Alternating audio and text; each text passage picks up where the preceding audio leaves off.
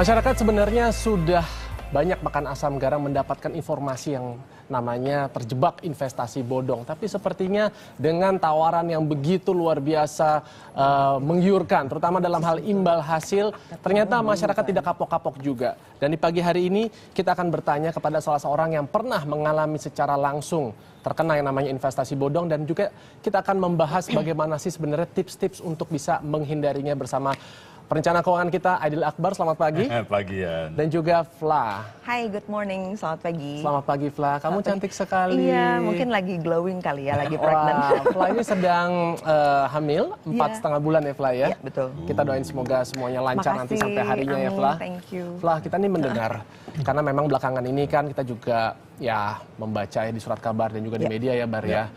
Terus aja nih ada yang namanya penipuan, berkedok investasi. Betul. Fla punya pengalaman ya yang bisa di-share kepada Pernah kita punya juga. pengalaman dan cukup shocking waktu itu. Udah lama banget kejadiannya.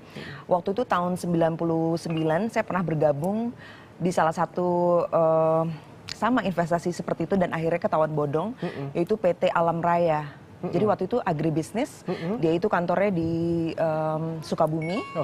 Dan waktu itu saya masukin tahun 98, 99, baik-baik saja sampai tahun 2002, akhirnya masuk headline Kompas, kalau itu collapse. Bentuk investasi apa yang ditawarkan pada saat itu? Itu paket-paket seperti kayak paket tomat, paket cabe gitu ya. Cuma waktu itu mungkin saya masih 20 tahunan awal sama suami saya. Jadi waktu itu kita sangat nafsu gitu, karena saya pikir, jadi saya punya beberapa properti waktu itu kita jual, uangnya kita masukin, jadi lebih dari 600 juta waktu itu kehilangan di tahun itu. Apa yang membuat Fla pada saat itu tertarik dan akhirnya langsung memutuskan untuk berinvestasi? Karena the first, the second, the third year it was fine. Bunga mereka bayarin tepat waktu. Jadi sempat ini udah bertahun-tahun nih? Iya, sempat tahun ke-3,5. Tapi karena memang bunganya juga nggak pernah kita ambilin, karena aku pikir nggak perlu. Bahkan kita sempat jual salah satu rumah yang punya suamiku, terus kita taruh di situ uangnya. Dan sampai sekarang nggak kembali ya uangnya gitu. Saya nggak pernah ngomong memang ke media, karena waktu itu juga kita baik-baik aja sama di ownernya, Bapak Ramli Arabi, entah kemana sekarang. Saya sempat bolak-balik ke penjara Sukamiskin juga. Sampai 3 tahun lalu saya masih hubungan dan restrukturisasi paper, karena dia tetap mau bayar bla bla gitu, tapi hilang juga. Berapa imbal hasil yang dijanjikan pada saat itu? Macam-macam setiap paketnya memang sih. Akhirnya setelah saya dipegang sama Bapak Aidil Akbar tahun 2008, kok bisa gitu ya? Saya bisa percaya bahwa kurang lebih dalam kurun waktu 7 bulan bisa kembali 28%, 30% seperti itu. Jadi kita yang ya udah masukin aja deh, kalau perlu mobil satu aja kali ya, nanti kayak gitu kan lumayan, nanti takutnya kita nanti umur 28, waktu itu kan saya masih 20-an awal. Nanti kita sama suami saya kayak gitu, dan kita dua-duanya bego aja gitu. Fla memang pada saat itu nggak berpikir ada tawaran yang imbal hasilnya itu jauh melebihi daripada mungkin instrumen perbankan pada umumnya? Dulu saya mainnya, bukan main sih, karena memang saya bekerja dari SMA. Jadi suami saya juga sama seperti itu. Jadi ketika umur 20-an tuh kami memang sudah punya tabungan yang lumayan besar, biasanya deposito. Deposito, terus paling seperti itu aja, deposito atau mungkin beli properti waktu itu. Cuman tiba-tiba ditawarin sama temen, gila lo nih uang 100 juta lo masukin paket jamur misalnya atau paket tomat, nanti Januari masukin, April, Mei nanti jadi 138 juta lo. Kebayang nggak kalau lo masukin 300 juta? Kan bisa jadi 500, something like that. Dan saya tergiur waktu itu. I was 23 years old lah ya. Gitu. Tapi akhirnya ya udah hilang aja begitu. Dan sekarang penyelesaiannya nggak ada. Tidak ada. Tapi Fla sudah melaporkan pada pihak yang berwajib. Nah, kebetulan waktu itu tim dari PT Alam Raya juga udah berembuk, karena banyak sekali investornya, lebih ribuan, bahkan uang yang hilang itu 500 miliar lebih yang saya lihat, yang yang entah kemana ini gitu. Dan waktu itu saya diam aja, karena saya tuh lumayan deket sama ownernya ini, Bapak Ramli Arabi. Bahkan kita sering ngobrol, jadi saya nggak pernah ngelaporin ke polisi. Saya pikir saya percaya sama beliau, jadi saya cuma mendekati secara personal aja. Saya datengin ke penjara beberapa kali kayak gitu. Dan juga mungkin karena Fla ini juga adalah figur yang dilihat oleh publik, dikenal publik. Jadi sebenarnya sangat beralasan apabila ada orang nih yang misalnya niatnya jelek, itu justru malah mendekati figur-figur tersebut untuk juga sebenarnya sebagai kayak apa ya, marketingnya dia juga, kayak untuk bisa menggrab lebih banyak lagi mangsa, kira-kira seperti waktu itu. itu sih saya nggak seberapa uangnya ya, karena teman saya itu masukin di atas 3 miliar waktu itu, teman deket saya gitu, yang mengenalkan kepada PT ini. Saya cuma 400, 500, kemudian sampai 600 terus berhenti di situ, karena memang uang kami juga cuma segitu waktu itu. Terus hilang gitu, tiba-tiba nol. Jadi saya sama suami saya yang kok gini ya, sedih. Tapi ya mungkin aku mikirnya waktu itu gini, oh mungkin Tuhan belum boleh kita di usia sekian pegang uang sekian. Jadi ya udah, sejak saat itu saya benar-benar hati-hati sama suami saya, karena memang pengalaman yang sangat mahal sekali. Karena saya juga nyari uangnya benar-benar dari SMA dan saya kumpulin waktu itu tahun 2000 2001 itu ya. Sampai akhirnya ya udahlah, akhirnya ketemu sama Bapak Aidil Akbar. Tepatnya abis saya melahirkan anak pertama 2008. Terus saya cerita gitu kan, Bang Akbar ini loh dibuka, akhirnya pegang saya dong gitu. Because I need advice. Gini loh, dia kaget juga, hah kamu di tahun segitu bisa kehilangan uang segitu. Kalau kamu pegang aku dari tahun 2000 dipegang sama dia, kamu tinggal pilih rumah di Kebayoran. Silakan. Itu saya bisa, aku yang ya Allah sekarang nggak ada apa-apa juga gitu karena uangnya hilang gitu ya. Terus akhirnya ya dari 2008 akhirnya kita bikin skema kayak Bible gitu untuk keuangan saya gitu, dan going really good gitu. Oke, syukurlah. Bar, tapi sebenarnya bisa nggak sih kita nih selaku masyarakat awam ini mendeteksi nih setiap ada tawaran yang masuk, apakah ini tawaran investasi yang benar ataukah yang investasi abal-abal yang disebut bodong itu sih, Bar? Ya, bisa. Jadi gini, FLA ini mungkin masuk dalam kategori korban pertama, gelombang pertama di awal ya. Akhir tahun 90-an tuh biasanya konsepnya masih arisan berantai. Zaman dulu ingat ya? Transfer ke sini, nomor rekening sekian masukin gitu. Itu zaman dulu tuh tahun 90-an. Kemudian masuk ke modern yang versi FLA yang QSAR tadi. Nah, QSAR itu sebenarnya juga awalnya adalah kalau saya golongkan tuh masuk awalnya sebenarnya dia adalah bisnis goes wrong gitu loh.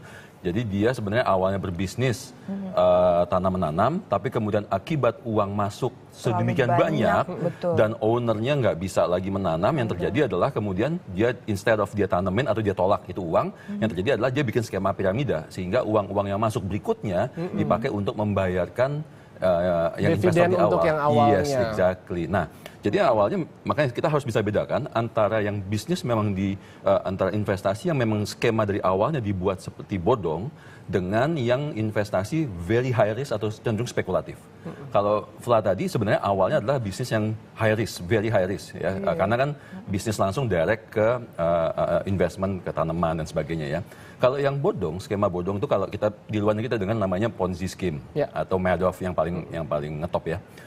Itu memang dari awal diskemakan bentuknya piramida. Kita sebutnya di Indonesia dengan istilah money game. Ya. Nah, yang mengkhawatirkan sekarang banyak sekali skema seperti ini yang disembunyikan seakan-akan dia MLM. Seakan-akan. Berarti ada produknya nih. Nah, itu dia. Jadi dia bikin seakan-akan MLM tapi produknya nggak jelas. Ini membuat saya menjadi khawatir dan prihatin karena banyak teman-teman MLM juga yang dirugikan karena memang mereka bisnisnya memang MLM. Memang benar. Nah, jadi membedakannya mana? Membedakannya adalah kalau MLM yang asli dia punya produk dan dia biasa terdaftar di asosiasi MLM itu ya. Nah, nomor satu itu, kemudian dia kedua dia ada produknya, dan ketiga mereka mendapatkan keuntungan terbesar, komisi, whatever, override dan lain sebagainya dari penjualan produk, bukan dari membuat skema. Nah, sementara yang sekarang disembunyikan dengan kedok MLM itu adalah dia dapat uang dari cari downline sebanyak-banyaknya. Jadi dia nggak peduli produknya apa, produk tuh hanya cuma apa istilahnya ya? Kayak gimmick-gimmicknya aja. Gimmick-gimmicknya aja. Jadi kalau ditanya uangnya dari mana? Kalau kamu dapat kaki 3, dapat kaki 2. Nah, sekarang ada yang sistemnya piramida, ada yang sistemnya binari. Jadi binari 2 ke bawah levelnya. Semakin banyak dia dapat ke bawah, semakin banyak income yang dia dapatkan. Sementara aja nggak peduli kalau tanya produknya apa, nggak jelas produknya apa. Pokoknya cari orang aja sebanyak-banyaknya. Iya, betul. Jadi macam-macam, bisa produknya berupa buku, bisa pulsa, bisa apa yang sebenarnya dia nggak konsen jualan produknya, tapi lebih konsen nyari orangnya. Ngumpulin uangnya ya. Ngumpulin uang dari orang downline-nya. Nah, ini yang harus hati-hati karena dia berpotensi menjadi money game gitu. Jadi ini juga boleh dikatakan mengganggu industri investasi yang benar yang ada, misalnya kita tahu juga di bawah OJK seperti industri reksadana, saham juga, karena kan itu yang jelas produknya ada, regulasinya ada. Cuma ya namanya manusia ya, apalagi kalau orang yang waktu itu kayak saya masih umur 20-an awal, yang benar segitu, ya udah deh semua uang dimasukin terus hilang, lalu gigit jari.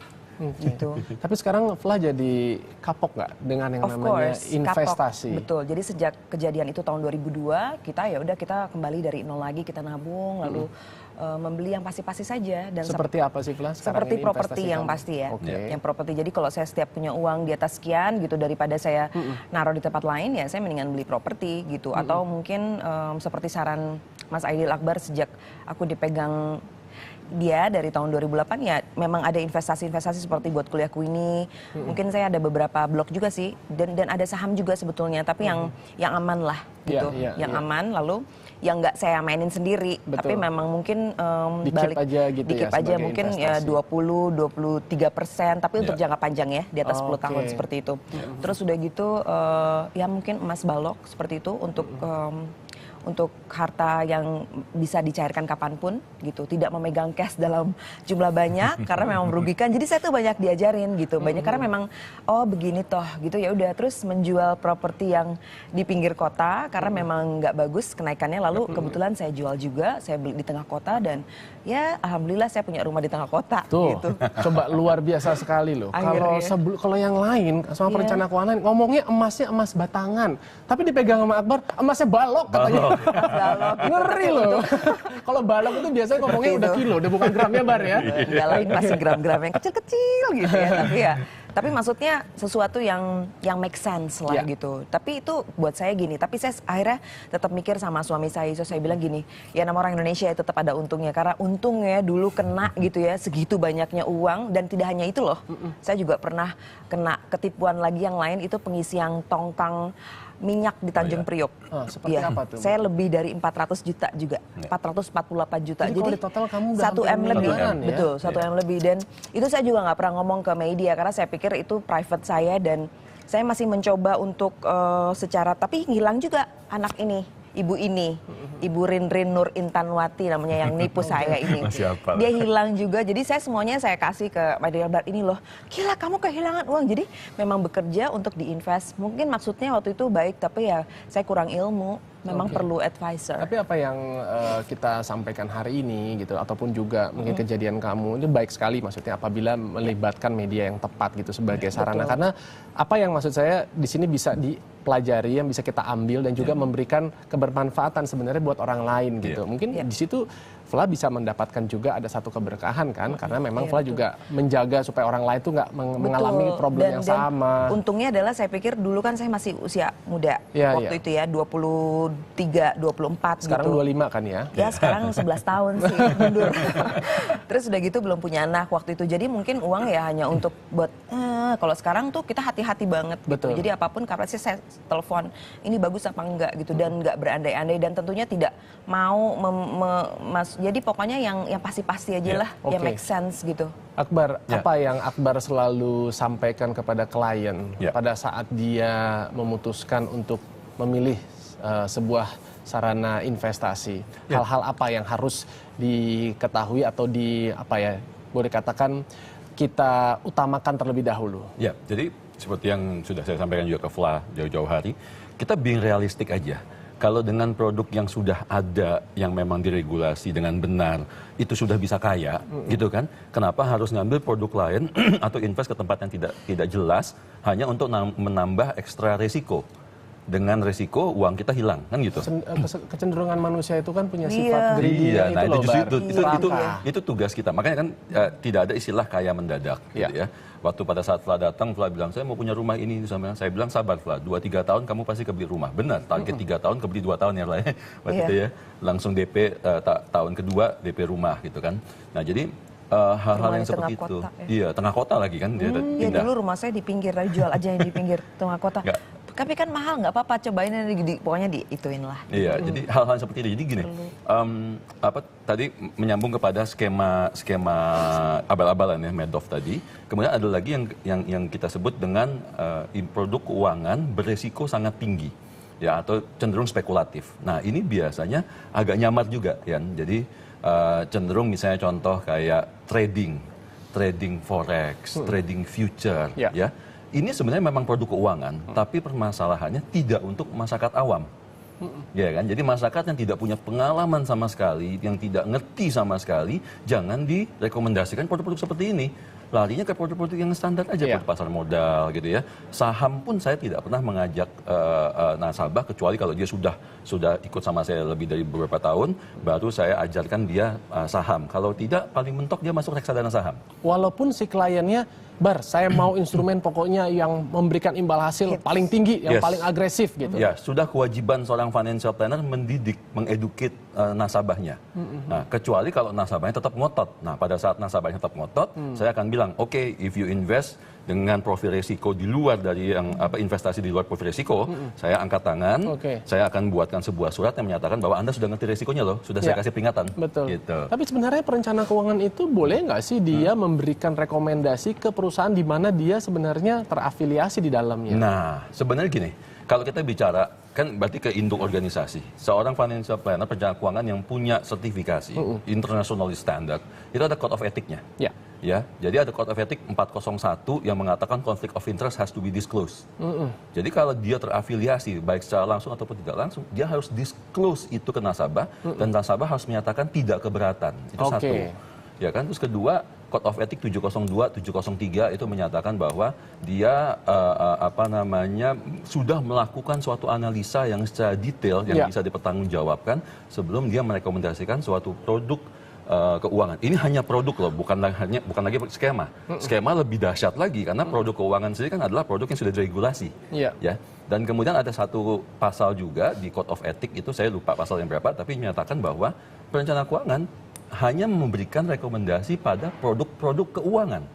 Gitu. Jadi kalau di luar produk keuangan dia tidak boleh, malah pelanggaran violation of Code of Ethic. Oh, I gitu. see. Iya. Oke. Terus juga yang saya tahu bahwa perencana keuangan itu sebenarnya tidak boleh mengelola dana atau investasi Apalagi, dari yes. klien atau nasabah. Iya, Betul, nah, Bar? itu jelas sekali kalau itu sudah ngacunya kepada Undang-Undang Pasar Modal di Indonesia. Ada Undang-Undang Pasar Modal yang menyatakan bahwa perencana keuangan tidak boleh mengelola, Iya. bukan perencana keuangan ya. Undang-Undang Pasar Modal mengatakan bahwa yang mengelola investasi nasabah itu hanya orang-orang atau lembaga yang sudah memiliki namanya izin WMI atau manajer investasi. Baik. Nah, perencana keuangan yang tidak punya izin seperti itu tidak boleh mengelola. Oke, baik. Akbar dan juga Vla, terima kasih Iya. sekali udah berbagi ke sini. Oke. Semoga pengalaman kamu ini bisa menjadi manfaat Masih bagi berharap yang sih menyaksikan suatu Indonesia saat- Morning Show. Masih berharap suatu saat orang-orang yang membawa uang saya telepon gitu dan membalikan. Karena cukup gede, sampai sekarang aja kebayang dulu nilainya ya. Amin. Sekarang aja 1 miliar cukup besar, apalagi dulu gitu. Iya. Around 10 years Dan ago. mudah-mudahan nanti kamu bisa mendapatkan gantinya yang lebih dan lebih lagi. Iya pasti, amin. Thank you ya, Dan salam buat pasti- suami kamu dan juga Ya, buat baik. kesehatan janin Thank you. kamu. Ya. Itulah tadi Terima bincang-bincang kasih. kita seputar investasi bodong dan kita akan beralih ke informasi berikutnya di mana